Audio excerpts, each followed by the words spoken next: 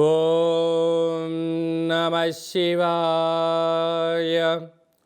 ఓం నమో నారాయణాయ. ఓం స్వర్ణాకర్షణ కాళభైరవాయ నమో నమః. ఓం కాళకాళాయ విద్మహే కాళాతీతాయ ధీమహి తన్నో శ్రీ స్వర్ణాకర్షణ కాళభైరవ ప్రచోదయాత్. హరి ఓం. మా ఛానల్కి స్వాగతం. చూస్తున్న వీక్షకులకు ప్రేక్షకులకు ప్రియ కాళభైరవ భగవద్బంధులకి స్వాగతం పలుకుతూ మమ్మల్ని ఎంతగానో ఆదరిస్తూ ఉండబడినటువంటి ప్రియ సోదర సోదరీమణులకు అందరికీ కూడా నూతన ఆంగ్ల సంవత్సర శుభాకాంక్షలు. 2025వ సంవత్సరానికి స్వాగతం పలుకుతూ ఈ 2025వ సంవత్సరంలో అందరికీ శుభం జయం లాభం జరగాలని కోరుకుంటూ అందరిపైనను నరదృష్టి నివారణ అదృష్టాన్ని కలిగించేటువంటి కాళభైరవ స్వామికి ఆశీర్వాదాలను కోరుకుందాం. అలాగనే 2025 1-1-2-4-6 అనేటువంటి పరిస్థితుల ప్రకారంగా పూర్తిగా కలిపినట్లయితే 5-4-9 అవ్వడం వలన విశేషమైన పూర్ణ సంఖ్య అంటారు. 2025ని పూర్ణ సంఖ్య అంటారు. తారీఖును నెలను కలిపినట్లయితే 11 సంఖ్య మంచి లాభ సంఖ్య రాబోతుంది. కనుక ప్రభుత్వ ఉద్యోగ ప్రయత్నం చేసేవారికి ప్రభుత్వ ఉద్యోగంలో ఉండబడినటువంటి వారందరికీ చాలా శుభ పరిణామము అని గమనించగలగాలి. అలాగనే మనకు ఈ 2025వ సంవత్సరము బుధవారం రోజు ప్రారంభమవడం, ఉత్తరాషాఢ నక్షత్రం అవ్వడం వలన విపరీతమైన రాజయోగం అందరికీ కలిసి వస్తుంది అని చెప్పగలగాలి. అలాగా 9 సంఖ్య పూర్ణ సంఖ్య అవడం వల్ల అనేక మందికి లక్కీ నెంబర్ కూడా 9 సంఖ్య. కొన్ని కోట్ల మంది ఎదురు చూస్తున్న వారందరికీ అదృష్టవంతులు కాబోతున్నటువంటి సంవత్సరం ఇది అని చెప్పి కూడా మీరు గమనించాలి. కనుక ఈ 2025వ సంవత్సరంలో ప్రారంభ కాలంలో ద్వాదశ రాశుల్లో గ్రహ గమనాల్ని ఒకసారి వీక్షింపచేద్దాం.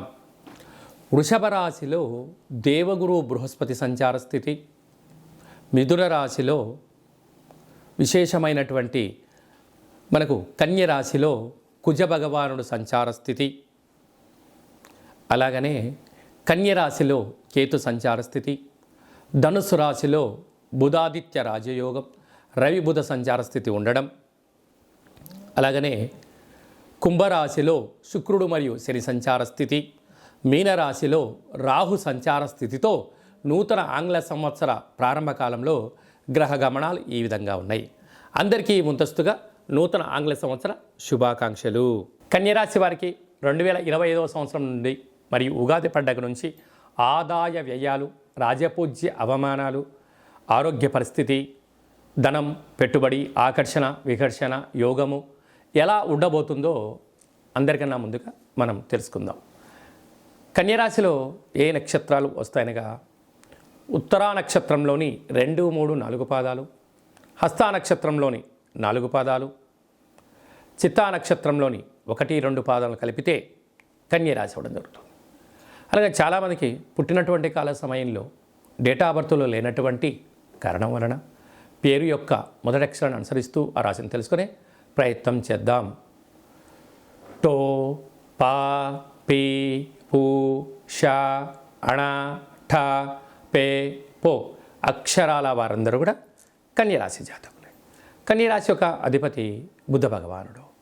ఈ ఆంగ్ల సంవత్సర ప్రారంభం నుండి వీరి యొక్క ఆదాయ వ్యయాన్ని ఒకసారి పరిశీలన చేద్దాం. ఆదాయం 14, వ్యయం 2 అనగా అత్యధిక ధనాదాయం కలిగి స్థిరచరాస్తులు సంపాదించబోతున్న రాశులలో కన్యరాశి మరొకటి అని చెప్పి కూడా గమనించాలి. 14 రూపాయలు సంపాదిస్తే కేవలం 2 రూపాయలే ఖర్చు అవుతున్నాయి. 12 రూపాయలు స్థిరాస్తులు, చరాస్తులు, షేర్లు, పెట్టుబడులు, క్రయ విక్రయాలు. ఈ సంవత్సరం వీరి యొక్క ఆనందానికి, ఐశ్వర్యానికి అవధులు లేవు అని చెప్పి గమనించాలి. రాజ్యపూజ్యం 6, అవమానం 9.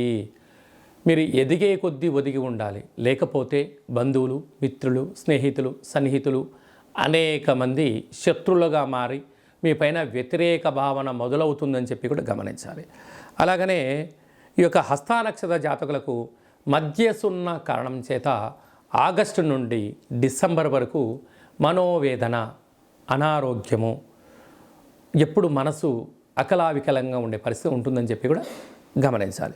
చిత్తా నక్షత్ర జాతకులకు చివరిస్తున్న కారణం వలన 2026 జనవరి నుండి 2026 ఏప్రిల్ ఉగాది పండగ వరకు కూడా ఉన్న అనారోగ్యము, వాహన ప్రమాదాలు, కొద్దిపాటి ఆర్థిక ఇబ్బందులు, కోర్టు పోలీస్ స్టేషన్ల యొక్క ప్రమాదం పొంచి ఉంది.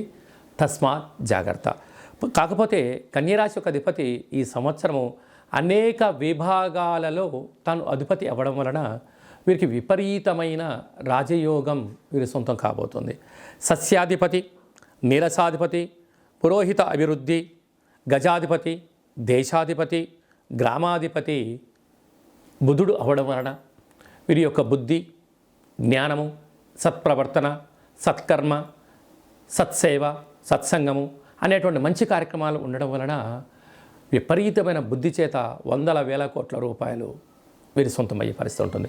అది ఎప్పుడు ఉంటుందయ్యా అంటే నువ్వు చేసే పనిలో నిబద్ధత, పెట్టుబడులు, ఆకర్షణ, జ్ఞానము, వాక్శక్తి, చాతుర్యము, ప్రణాళిక, అన్నిటికన్నా ముందు సూర్యోదయపు పూర్వం నిద్రలేవడము, క్రమశిక్షణ, ఆరోగ్య సూత్రాలు, ఎందులో పెట్టుబడులు పెట్టాలి, ఎందులో పెట్టుబడి పెట్టకూడదు, వాటి యొక్క స్థితిగతులు ఏంటి అనేటువంటిది తెలుసుకోవడం వలన మీరు అపార కుబేర సంపన్నులు అవుతారు అని చెప్పి గమనించాలి.